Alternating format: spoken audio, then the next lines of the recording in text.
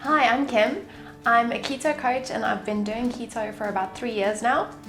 I like to vary my routine quite a bit. Variation's really important when it comes to weight loss especially. You don't want your body to get stuck in a routine. So for example, now for 30 days once a year I do a carnivore diet, and that's why we've been focusing on carnivore recipes. Hi, I'm Tamzin, and in this week's episode we're going to be showing you a really quick and easy carnivore go-to recipe.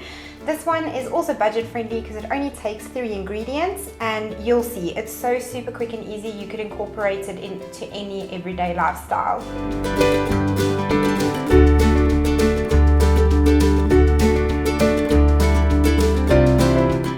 Our 4th episode of our carnivore series, and today we are going to be making a recipe that pretty much anyone could make. I'm pretty sure your 2-year-old could make this. Absolutely.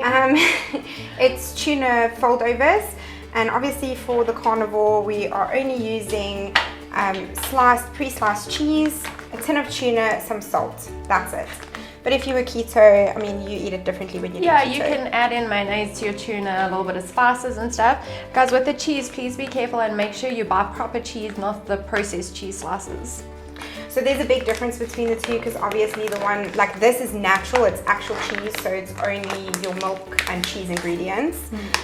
Whereas those processed cheese slices tend to have loads of chemicals in them, so that wouldn't be keto, and it definitely wouldn't be carnivore. And it doesn't melt properly, so it won't work. And it tastes gross too. For sure. So what we're going to start out by doing is putting the cheese slices out on the tray. You want to space them out a little bit because they will spread as they heat. And then we're going to pop them in the oven for a couple of minutes until they start going golden on the edges. And then it's pretty much super easy steps after that, because we'll take them out, add some tuna, fold them over, and then we eat. Okay, so should I just pop these in? Yes. You want to keep an eye on this because it goes from just golden around the edges to burnt really quickly. And there's nothing worse than burnt cheese. Yeah. It's a waste. Okay, so these look just about ready, and you can take them out. Yeah, they look perfect. Okay, if you're clumsy like me, you want to be really careful when you do this, because the tray They are is going to very be hot. super hot. You're going to start putting your tuna on straight away because you want to fold these before the cheese starts to harden. So just be careful not to burn yourself.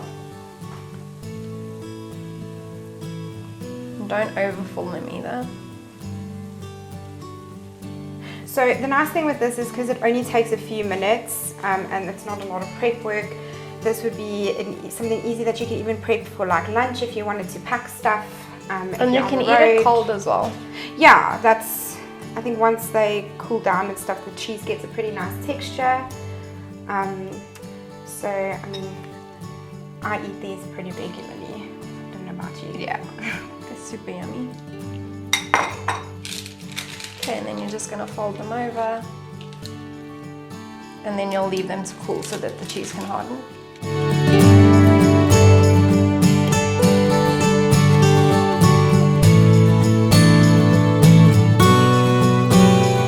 And it's important to work quickly. Yeah, because if the cheese starts to get hard before you fold them, then it doesn't work. So with these cheese foldovers, they're actually also really nice if you fill them with other stuff. Like you can make like almost like a Mexican style mince. Absolutely. And serve it with guacamole and cream cheese. If you're doing keto, obviously. Not for carnivore. Not for carnivore. But this is a really versatile way to serve food. And again, it can be used as finger food if you've got guests for a party or a braai.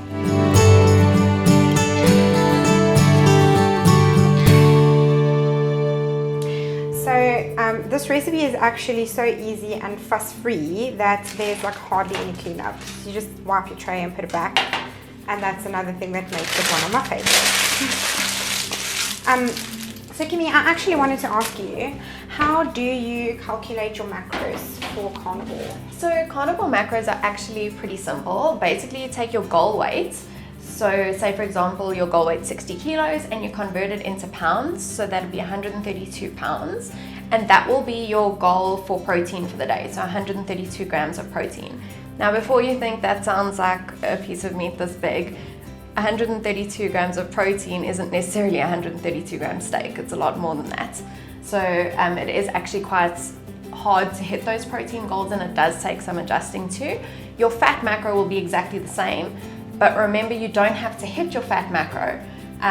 You can make up that macro from your body fat, which if you're trying to lose weight, you ideally want to do. So you don't have to worry about hitting fat, you only have to worry about hitting protein, and there is no carb macro when you're on carnivore. Well, I mean, also for carnivore, you're predominantly eating meat, so exactly. In terms of your carbs will be extremely minimal. Yeah, but I'm saying in terms of hitting your protein macro, like it shouldn't be that hard to get to. For sure. And you're allowed eggs on carnivore. Yes, absolutely. Well. Any animal products are fine. Because I know even on keto, like if I have a day where I know my protein has been really low, then I just eat like a couple of boiled eggs with dinner or something, and it helps get it up a little. A collagen supplement's a great way to get protein up as well. You get about 10 grams of protein in a single serving of collagen. Oh wow, I didn't know that. Okay, cool. So let's try our recipe. Cheers. Cheers.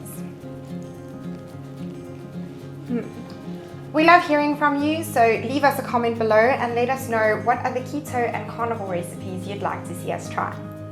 Don't forget to like and subscribe and hit that bell icon so you'll be notified of future episodes. Please head over to TikTok and follow us at Kicking It Keto channel.